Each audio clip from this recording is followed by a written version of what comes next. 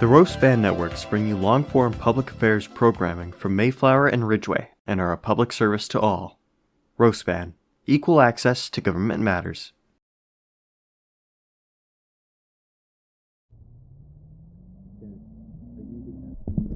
Okay, give me a second. I'm back, so. Yeah.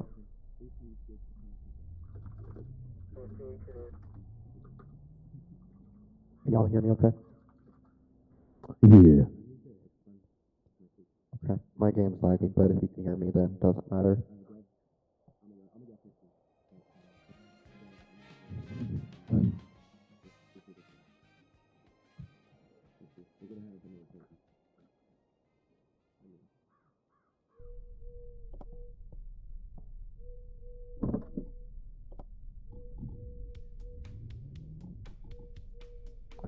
You guys have VC, right? I mean, Tempo can hear me. I don't know about Japan, though. Because I'm just going to use voice chat. Let me double check that Japan does have VC.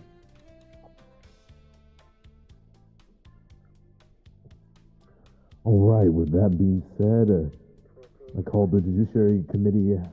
The Judiciary Committee has been called to order. We're going to be meeting on the topic of Mr. DorkJacobs for being the Chief Public Defender. And we're basically just going to be questioning you on some things. So any of my senator colleagues can go ahead and start if they so wish.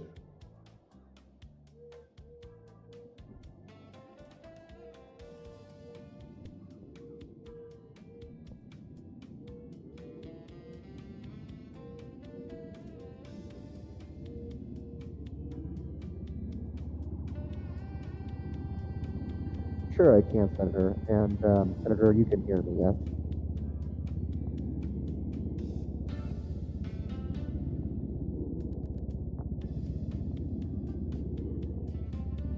Okay, great. Why this position is so important to me is ever since the beginning of my participation in the Renation community, going all the way back to Paul Jacobs' USA group, so Mensa, what's been so important to me is that everyone has a fair day and a fair trial, honestly. And, you know, with the Talon trial just recently, he had incompetent counsel from the very beginning. I won't name that attorney, but he was very ineffective. So me and Arthur Chin, who is now a magistrate judge, had to go in and kind of represent him. And what ended up happening was a very drastically different outcome from the outcome that could have been produced with the counsel that he had. This is why it's so important that we have a public defender's office with public defenders that are trained, that know what they're doing, that know how to advocate for their clients effectively. And without a public defender's office at all, none of us, including you senators, can guarantee that the Sixth Amendment to the United States Constitution is being fully followed. Everyone is entitled to the assistance of counsel for their defense. That's what I fundamentally believe. In real life, actually, I served on a jury, and part of that experience was really about, okay, you know, we need to make sure that this person has committed each and every element of the crime that they're accused of committing. Those are fundamental values. I think those are fundamental to our Republican form of government. And my previous experiences of being discriminated against by government, from being, you know, and I'll turn to your next question here in a moment, Senator. From discrimination to favoritism to corruption, I think it's essential that we have to produce counsel like the public defender's office. That's why it's so important, is to prevent corruption and to make sure that everyone's held accountable for their conduct, but fairly. And yes, Senator, I do own my own law firm, and I intend to continue the litigation in my private practice, but I will also be taking on the duties of Chief Public Defender. And thank you for listening to me ramble on, Senators.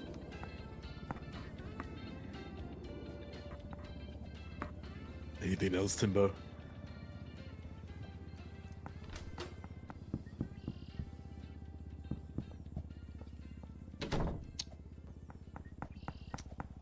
All right.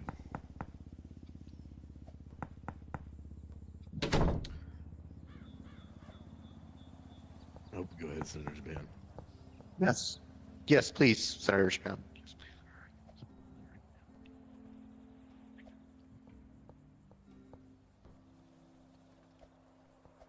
Can you tell me what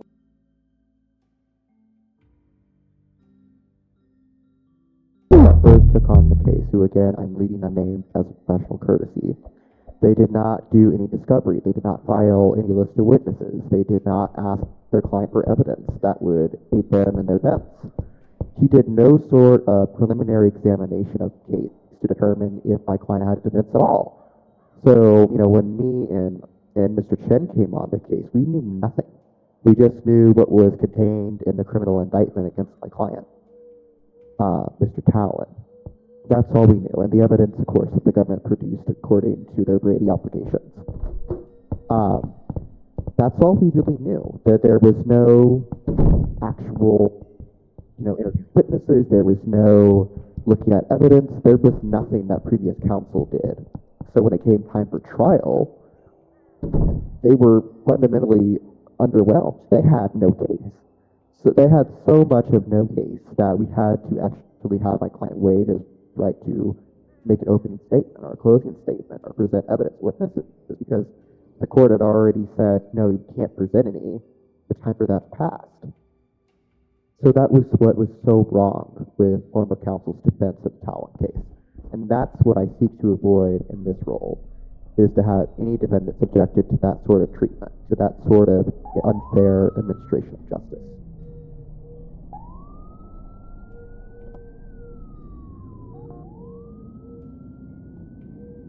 And yes, I am a bar-certified attorney. I have been since 2022. And Senator Tembo, please.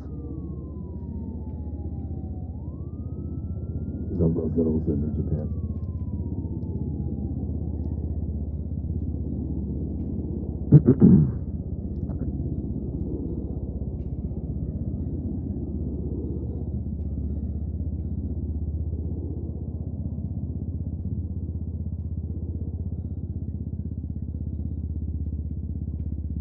Mention that you're going to fill.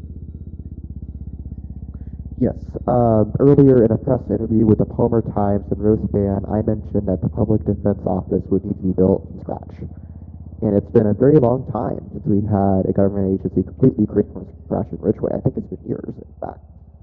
So it's going to be an uphill battle. But as I explained in my letter to the attorney, not to the attorney, to the governor, my plan for that is very simple. It's to get applications out to every bar-certified attorney to hire paralegals and interns and just see what we can do.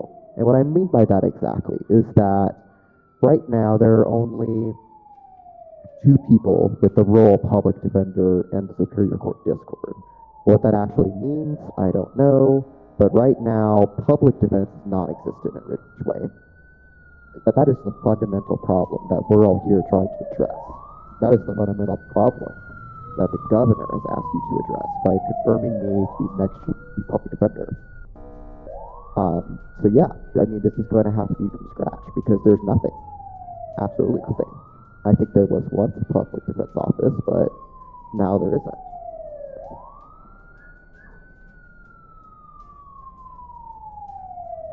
Alrighty. Mr. Jacob, I have a question for you. Yes, please, Senator. You said you owned a law firm, correct? I do. I own DorkJacobs Law. So how, as someone who owns a law firm, how will you manage your time as a chief public defender and manage your law firm at the same time? It just seems like it's a bit of a conflict if you're managing 2 fronts at the same time. No?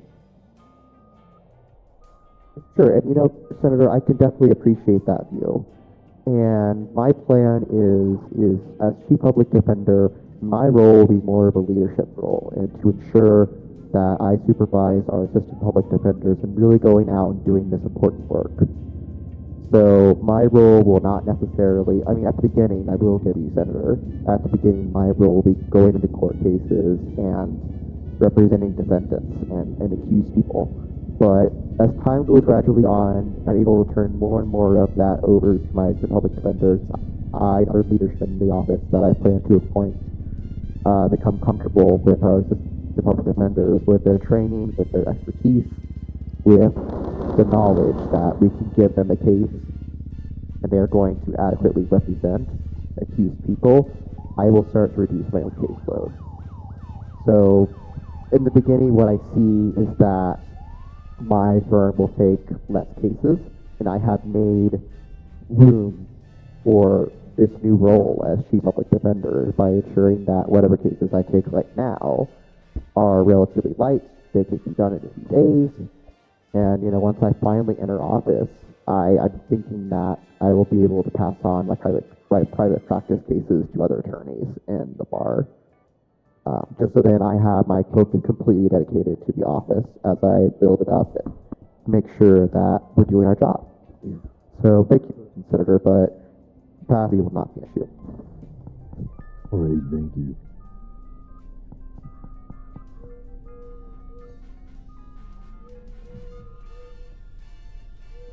So I believe I'm the best person for this role.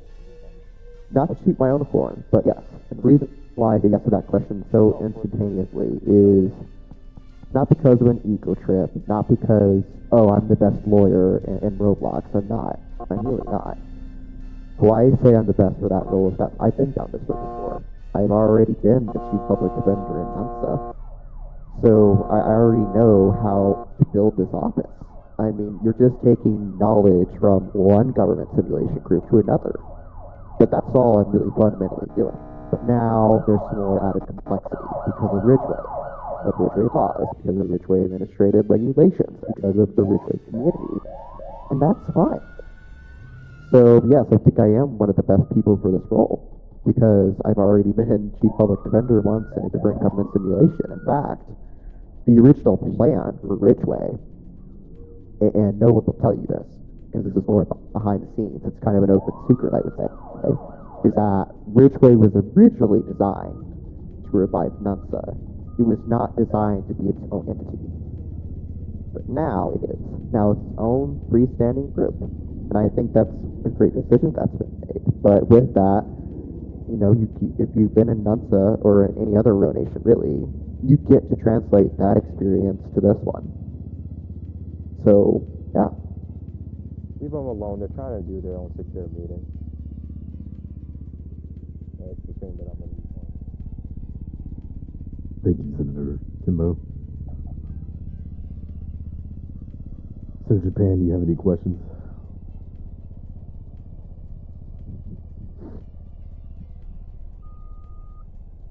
Yes, Senator.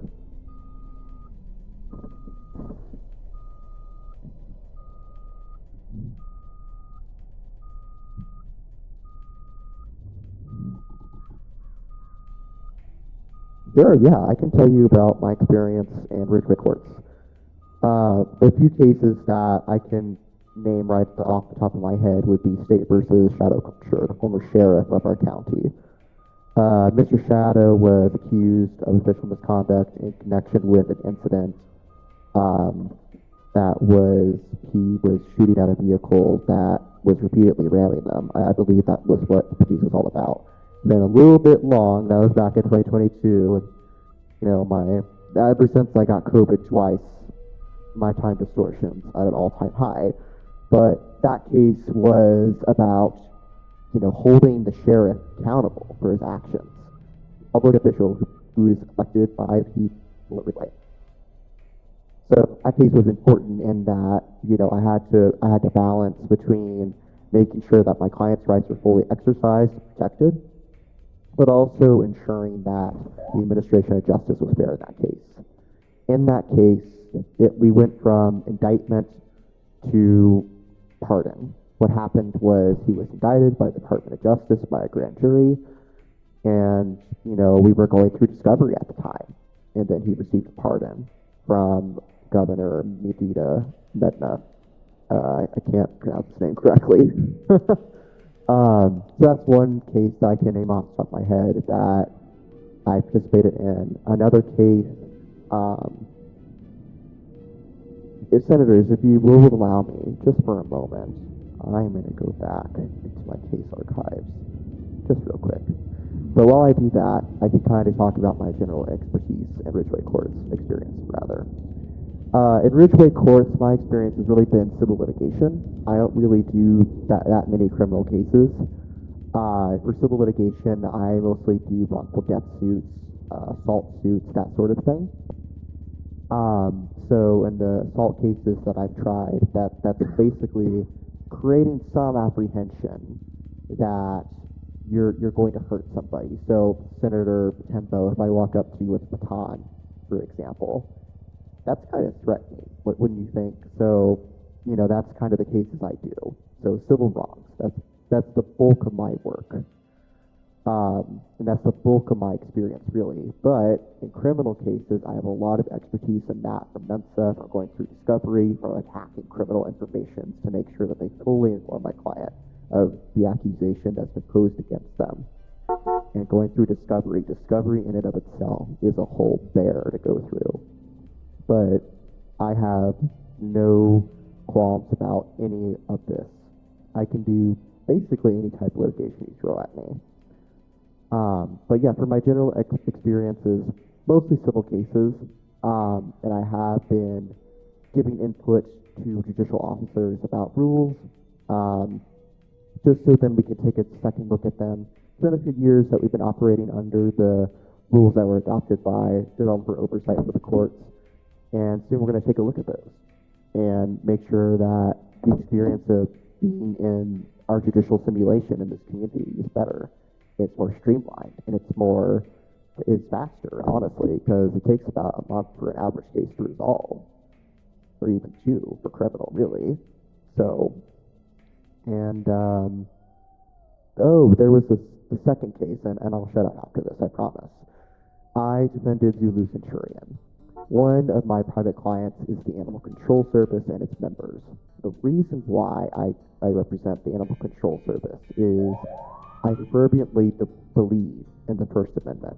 Congress shall make no law whatsoever that would abridge the freedom of speech.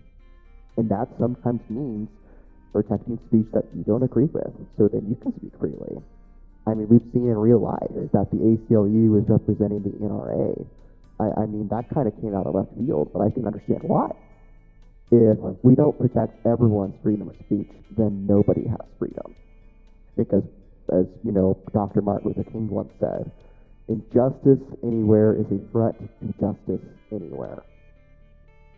So, those are my main 2 cases off the top of my head that I can really get into about in my general experiences.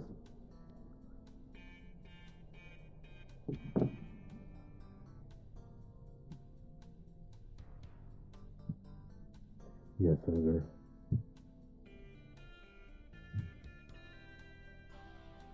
Yes, Senator.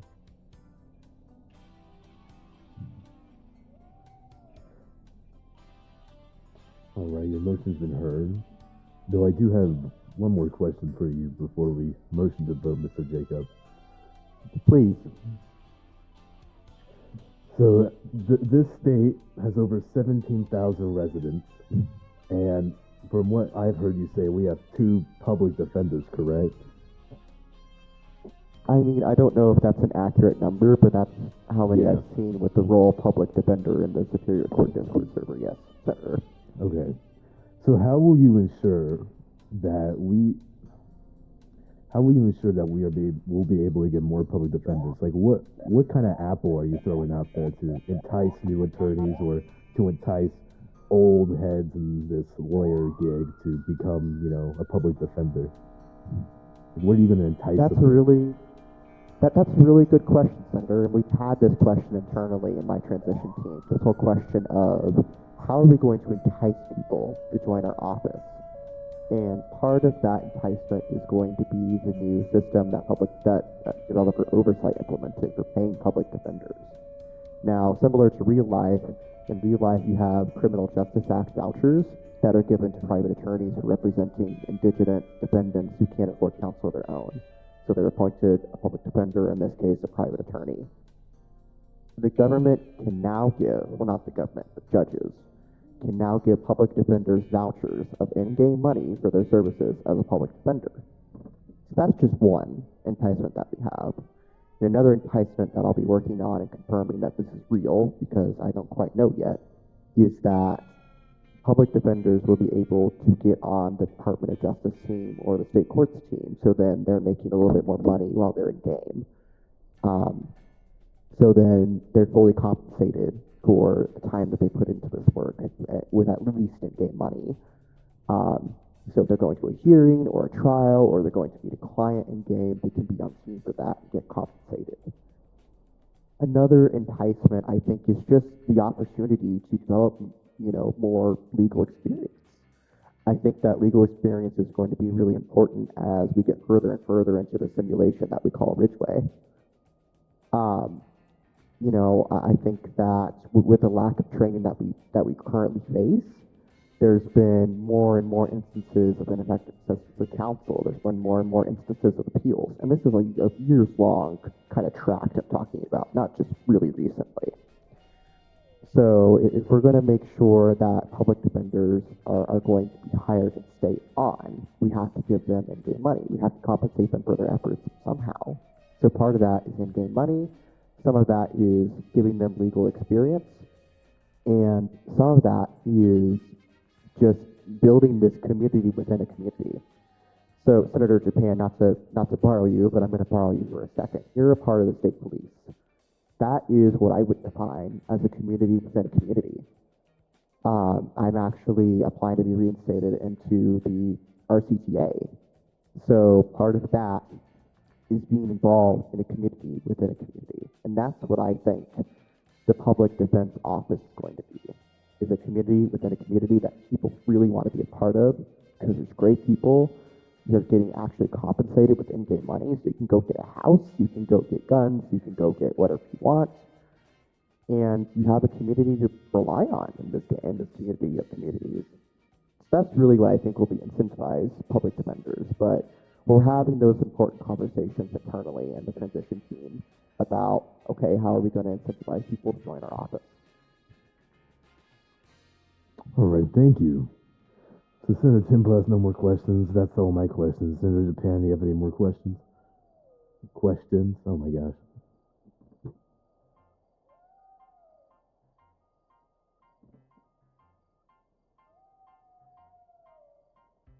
Please go ahead, Senator. And just as Senator Japan types out their question, thank you for letting me ramble on a bit. I was not really prepared for this to happen today, but I have been thinking about this hearing for quite a while. So thank you for letting me ramble on a little bit.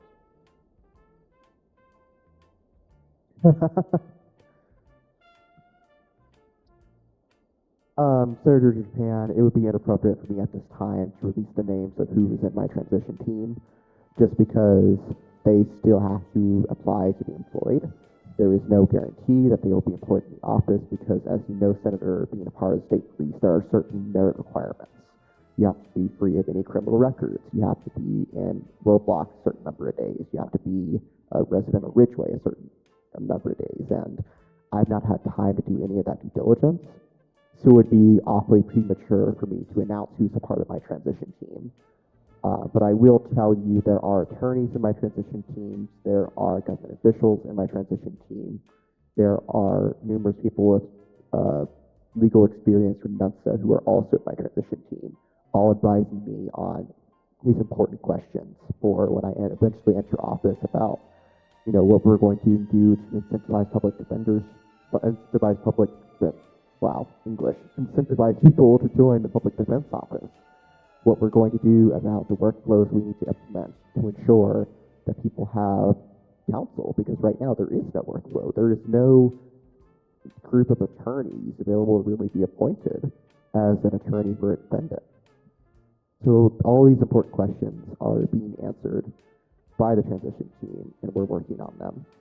But it would be, at this time, I think, a little bit premature for me to announce the people part of my transition team. But after I'm in office, I'm happy to give you in the Senate a list of who's been in the transition team and advising me, if that would be helpful.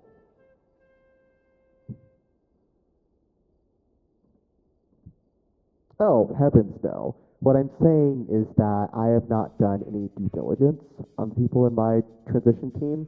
I know them personally, so I can vouch for them on a personal level. But what I'm saying is that I can't announce their names because they have not been formally employed yet. They have not been given any offers. They have not been promised a position or anything like that. They are simply advising me at this point in time. So that's kind of why I really don't want to release their names, just because it is a bit premature. There's been no offer. There's been no promise of employment because those are illegal to give at this point in time.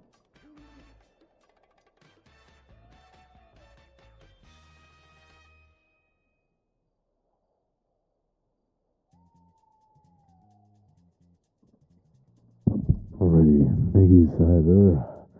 Timbo, you have no more questions, like you said, correct?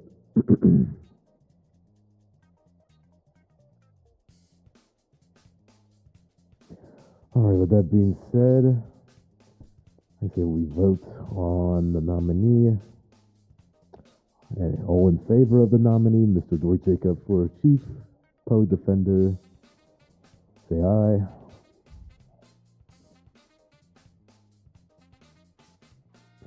Wonderful. 3 out of 3. I hereby call this committee to be adjourned. You'll be discharged to the Senate for voting. Thank you, Senator. Adjourned. Yep.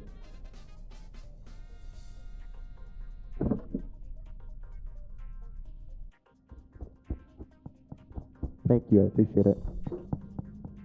I'm happy to stay after, and if the press wants any statements, I'm happy to give those at this time. I can actually give them outside on the lawn. Okay. Can someone escort me outside, maybe Senator Span?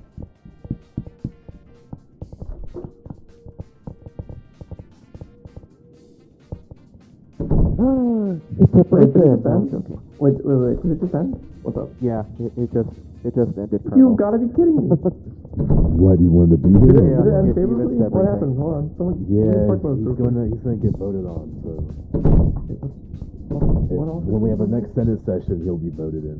What else? Chief Public Defender's Office. Chief Public Defender. We have a Chief backup Public Defender. case. That's a nominational office? Apparently so. I thought that was just, I thought, I don't know. Chief Public Defender. well, this guy's like the one that defends all the people nobody wants to defend, basically. ABR. Yeah, on. that's Howdy. me. Nice to meet you. Dude, what? Wait, Are we is in a that capital? DOJ or is that like its own separate entity? There's been questions about that. We're still trying to figure that out. Oh, okay. Whatever. Yeah, the way the statute was written is Very. I have stuff. questions. The Senate sucks and I didn't say anything like that, but Dude, what? Okay. Okay. You know. Dude, you guys had 2 sessions and you already, like,